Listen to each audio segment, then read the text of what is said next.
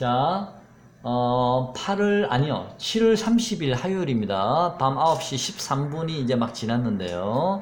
자, 오늘도 매매하시느라 고생들 많이 하셨습니다.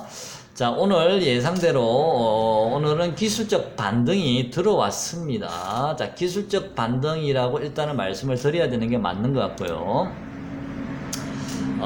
우선 매매 동향 한번 보고 진행하겠습니다. 오늘 외국인들이 보시면 코스피를 1,400을 샀고요. 코스닥을 무려 1,500억을 샀습니다. 자, 오늘은 코스닥을 1,500억을 샀다는 게 굉장히 인상적이죠. 자, 기관들은 아까 오전에는 좀 파는 듯이 보이다가 외국인들이 갑자기 강력하게 들어오니까 마지못해서 500억을 사지 않았나. 뒤늦게 보니까 한 500억 샀네요. 자, 하지만 기관은 코스피는 별로 사지는 않았고요. 외국인은 오늘 현물, 선물을 다 샀습니다. 자, 사긴 샀는데 그렇게 코스닥을 빼고는 그렇게 강력해 보이지는 않습니다만 어쨌든요, 오늘 샀습니다. 의미 있다라고 봅니다. 코스닥 매수 요수량은요.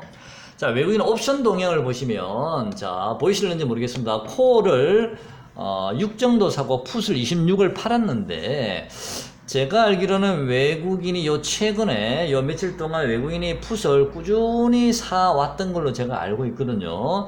적어도 100계약 이상은 지금 풋을 사놓은 걸로 알고 있는데 오늘 26 정도만 팔았거든요. 최소한 4분의 1 정도밖에 팔지 않았다. 아직도 더 가지고 있다, 풋을. 자, 그런 생각이 들고요. 자, 콜을 그러면 좀 많이 사줘야 된다. 지수가 오른다는 쪽에 콜은 달랑 6계약 샀습니다. 자, 외국인은 지금 당장 주가를 강력하게 끌어올릴 생각은 없다라고 보는 거죠. 자, 그래서 시장 자체를 지금 그렇게 보고 있기 때문에 옵션 동향만 놓고 본다면 오늘이 완전히 바닥이라고 생각할 수는 없을 것 같습니다. 하지만 오늘 일부 종목들은, 자, 외국인 매수가 강력하게 들어온 일부 종목들은 오늘 저점이 거의 바닥일 가능성도 좀 있어 보입니다. 일부 종목들은요. 자, 그 다음에, 코덱스 레버리지 한번 보겠습니다. 자, 코덱스 레버리지는 주가가 상승한다는, 그쪽의 방향성을 나타내는, ETF인데요. 자, 일단, 파동 보시면 하나, 둘, 셋, 3파 하락이 떨어졌고요. 4파 상승이 의외로 강력하게 들어왔었죠. 자, 한 7, 8점까지 갔나요? 10점까지는 안 갔나요? 자, 7, 8점까지 끌어올리다가 확 빼버렸죠. 근데 이 저점이 얼마냐면 3파 하락의 저점이 종가가 11,815원이고요. 지금 이걸 5파라고 봐야 될지 모르겠습니다. 11,810원입니다. 자, 요 가격보다도 5원 정도는 더 떨어지긴 했습니다만은 저는 이 자리 어제 종가상의 종가를 5파 하락 구간이라고 저는 완전히 단정 지을 수는 없을 것 같고요. 자, 또 하나, 제가 지난번에 요 부분에서 소파동상 좀 하락 구간이 좀 나온다면 확연히 우리가 좀 더 자세히 정확하게 볼 수 있지 않나. 소파동상. 이걸 하나의 중파동이라면 여기서 노는 요 파동. 하나, 둘, 셋. 오늘 양봉 떨어졌죠. 네. 그러면 소파동상, 물론 내일 정도는 한 번 더 양봉이 조금만 또 나올 수도 있을 거예요. 또 내일은 조그마한 음봉이 나올 수도 있고, 요 종가를 깨지 않는 선에서 내일이나 모레 정도까지는 약간 행보할 가능성이 있어 보이고요. 오늘 제가 어제 영상 댓글에 말씀을 드렸습니다. 일단 오늘은 기술적 반등으로만 보시고, 그 다음에 당분간 조금 행보할 가능성이 있어 보입니다 라고 말씀드렸는데 여기서 행보 좀 할 가능성이 있어 보이고요. 그런 다음에 한 번 더 음봉이 떨어져야만이 완전히 5파가 하락이 완료가 된다라고 저는 보고 있습니다. 반대로 인버스, 자, 하락 쪽에 베팅을 하는 인버스를 한번 볼까요? 인버스는 요 3파 상승이 7,095원이고요.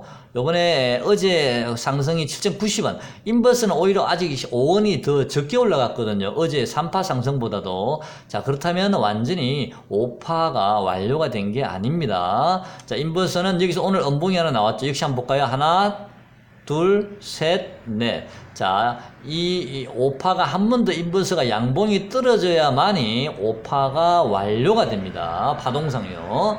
물론 내일 정도는 아까 말씀드렸습니다. 내일이나 모레 하루 이틀 정도는 뭐 행보할 수도 있고요. 일부 종목들은 오늘 고점을 다시 조금 더 돌파할 수도 있을 거고요. 자, 그럴 수 장중에 조금 더 갈 수는 있겠지만 어쨌든 한 번 더 지수는 하락하지 않을까, 파동이 남았다라고 생각을 합니다.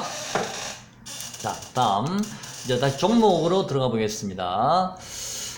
제가 지수 종목들을 보면서 저점도 많이 본다라고 말씀을 드리면서 제가 그 대표적으로 여러분께 말씀드렸던 종목이요.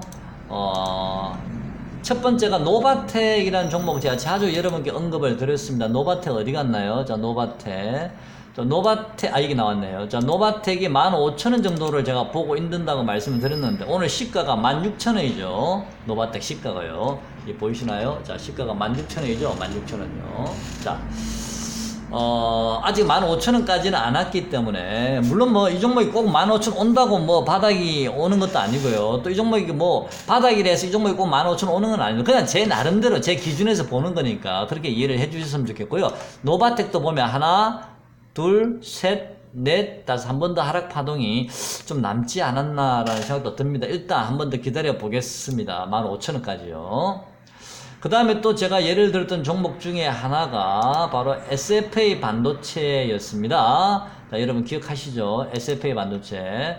자, SFA 반도체 한번 보겠습니다. SFA 반도체는 제가 사실은 요 자리에서 제가 한번 말씀을 드린 적이 있습니다. 이 자리에서요. 어제 바로 음봉을 맞았지만 오늘 바로 올려버렸죠. 이 자리에서 제가 뭔가를 제가 느낌을 뭔가 제가 움직임을 좀 보긴 봤었는데, 어저께 한번 때리고 오늘 다시 올려버렸죠. 자, 이 종목은 원래는 제가 2,450원에서 한 2,400원 요 구간 정도 오면 좀 분할 매수해도 크게 무방하다라고 말씀을 드렸고요. 정말 안 좋을 때는 2,375원까지 밀릴 수는 있습니다만은 2,375원 정도라면, 그래봤자 2,400원에서 2,450원 정도의 매수해놓으면 2,375원을 만약에 간다 하더라도 크게 빠지진 않으니까 제가 2,400원에서 안전하게 2,450원에서 분할 매수하라고 말씀드린 적이 있는데, 그게 바로 이 자리였었습니다. 이 자리 저점이 2,435원이었거든요. 이 자리가. 그리고 어제 저점이 2,390원이었고요. 자, 오늘 저점이 2,390원이었네요. 자, 이 종목은 2,390원을 지금 이틀 연속 지금 찍었습니다. 2,390원을요. 만약에 이 종목은 2,390원을 이탈 지수가 만약에 한 번 더 빠진다 하더라도 저는 이 종목은 2,390원을 크게 이탈할 것 같지는 않거든요. 2,390원 정도는 어느 정도 지지가 되지 않을까. 빠져봤자 2,375원 정도, 원래 제가 말씀드린 그 정도에서 어느 정도 전 가격 바닥이 오지 않았나 라는 생각 한번 해보고요. 그 다음에 투자자 동향을 한번 보겠습니다. 자, 외국인이 3일 연속이요, 이 종목을 강력하게 순매수가 들어왔습니다. 3일 동안 무려 얼마나 샀나요? 70, 110, 180, 190, 한 200만 주를 샀습니다. 3일 동안요. 강력하게 순매수가 들어왔기 때문에, 자, 외국인들이 순매수를 하면서 샀던 가격이 얼마냐면요, 3일 전부터 외국인이 들어왔었는데, 아마도 2,390원, 2,400원에서 2,500원, 550원까지 아마 요 가격 2,400원에서 2,500원, 550원까지 외국인이 좀 사 들어왔거든요. 이 물량들이 다시 빠지지 않는다면, 이 물량을 다시 매도로 때리지 않는다면 저는 이 종목은 어느 정도 오늘 저점이 나온 게 아닌가. 2,390원 정도는 어느 정도, 네, 빠져봤자 2,375원 정도, 네, 크게 이탈할 것 같지는 않습니다. 오늘 저점을요, 이제는. 그래서 자, 이 종목은 여러분 좀 관심을 가지시고요. 만약에 지수가 하락으로 인해서 이 종목이 다시 한번 눌려진다면 여러분 관심을 가져 두셔도 될 듯 합니다. 자, 외국인들은 여기서 물량을 조금 만약에 판다 하더라도요, 절반 이상은 절대 팔지 않을 것 같습니다. 제 생각에는요. 자, SFA 반도체도 여러분 차트를 보시면요, 많이 빠졌습니다. 주봉상으로도 그렇고요. 상당히 많이 빠졌기 때문에, 자, 이제는 뭐 최소한 단기적으로라도 한번 우리가 시세를 기대해 보지 않을까라는 생각을 해봅니다. 아남전자를 또 제가 예를 하나 들었죠. 이 종목도 제가 말씀드린 2,200원에서 2,300원 정도 구간에서는 분할 매수가 가능합니다라고 제가 어제 영상에 제가 말씀을 드렸는데, 어제 종가가 제가 생각했던 것보다 조금 너무 낮아서 조금 걱정이 되긴 했는데요. 시초가를 저는 한 2190원 정도에서 출발하면 좋겠다 했는데 2185원에 출발해서 자, 오늘 단기 반등이 들어왔습니다. 제가 여러분께 어제 말씀드릴 때 아남전자나 일부 종목들이 내일은 기술적 반등이 들어올 수가 있는 자리입니다 라고 말씀을 드렸는데, 만약에 기술적 반등이 들어왔을 때 이 아남전자가 만약에 한 뭐 20원 30원 뭐 정도 장중에 오르는 정도에 그친다면 아남전자는 내일 그 다음날 바로 다시 한 번 더 2200원을 깨고 내려와서 2000원 근처까지 밀릴 수도 있습니다 라고 말씀을 드렸고요. 만약에 이 종목이 아남전자가 내일 기술적 반등이 들어올 때 2300원을 넘어서는 반등이 들어오면 이 저점 2185는 이제는 저점일 가능성이 신뢰성이 상당히 높아집니다 라고 말씀을 드렸습니다. 만약에 오늘 이 종목이 반등을 줬을 때 만약에 저는요 2350원이나 2370원, 75원을 만약에 오늘 고점을 찍고 내려왔다면 저는 2185원은 이제 저점입니다 라고 자신있게 말씀드릴수록, 자신있게라는 말 표현을 쓰면 안 되겠지만 2185원은 이제 쉽게 깨지지 않을 것 같습니다 라고 제가 말씀드리려고 했는데, 어쨌든 2300원은 넘었지만 2350원이나 이 5일선이 맞닿는 자리죠. 2375원까지는 도달하지는 않았습니다. 결론적으로 말씀드리면요, 아남전자도 역시 마찬가지입니다. 외국인이 투자 동의를 보시면요, 이틀 연속 약 한 68만 주 정도 맞나요? 58만, 59만 주 정도, 약 60만 주 가까이를 이틀 연속 외국인이 샀습니다. 제가 생각하는 외국인의 가격대는요, 대략 2190원, 2200원 정도에서 2300원 요 사이입니다. 2300원 이상에서는 외국인들이 제가 알기로는 사지는 않은 것 같고요. 2300원에서 요 2200원, 2185원 요 구간에서 외국인이 집중적으로 산 물량들이거든요. 자, 그러면 글쎄 내일 또 외국인이 뭐 어떻게 할지 모르겠습니다. 일부 물량이 또 나올 추례가 될 수는 있겠지만, 저도 마찬가지로 이 SFA처럼 이 종목도 외국인의 물량을 다 정리할 것 같지는 않습니다. 왜? 지금은 거의 바닥 구간에 근접되어 있는 상태이기 때문에 굳이 이걸 다 팔려고 하지는 않을 것 같거든요. 그래서 뭐 절반 정도까지 이상만 나오지 않는다면 이제는 아남전자도 오늘 저점에서 크게 이탈하지는 않겠다. 뭐 빠져봤자 얼마나 2,000원까지는 이제는 갈 것 같지는 않겠다라는 생각 한번 조심스럽게 한번 예측을 해봅니다. 하지만 자, 2300, 내일은 뭐 2350원이다 이렇게 일시적으로 장중에는 좀 반등을 줄 수 있을지는 모르겠지만, 자, 이 종목도 오늘은 어쨌든 기술적 반등이라고 보시는 게 맞는 것 같고요. 다시 한 번 더 하락을 좀 할 것 같습니다. 하는데, 자, 2185원을 깨는지를 한번 보겠습니다. 저는 2185원을 크게 이탈할 것 같지는 않습니다. 2100원 한 50원, 뭐 이 정도. 많이 빠져봤자 2100원인데, 2100원까지도 안 올 것 같습니다. 외국인 요 물량이 나오지 않는다면요. 자, 종목별로 노바텍은 아직 15,000원이 안 왔다라고 제가 여러분께 아까 조금 전에 보여드렸습니다. 말씀드렸고요. 일단 종목 3개를 가지고 여러분께 알려드렸고, 자, 코덱스 인버스와 레버리지를 가지고 여러분께 설명을 드렸고요. 오늘의 외국인 매매 동향을 가지고 여러분께 설명을 드렸습니다. 자, 대충 여러분께서 감은, 뭐, 제 생각의 의도를 여러분께서 감을 좀 잡으셨다라고 생각을 하고요. 자, 그러면, 오늘 또, 좀, 반등이 내일이라 조금 더 들어오면, 일부 물량은 비중 조절하시면서요, 좀 차익 실현도 어느 정도 비중은 좀 필요할 듯 하고요. 8월 2일 날, 일본이 이제 규제 확산 발표를 많이 예정이 돼 있는데, 어제 제가 말씀드린 일본 외무성과 우리 외교통상부 장관이 회담을 할 수 있을 것 같다 말씀드렸는데, 지금 그게 일본에서 거절했다고 하죠. 자, 그렇다면 일본은 8월 2일 날 규제 확산 발표를 할 가능성이 상당히 많다는 얘기인데요.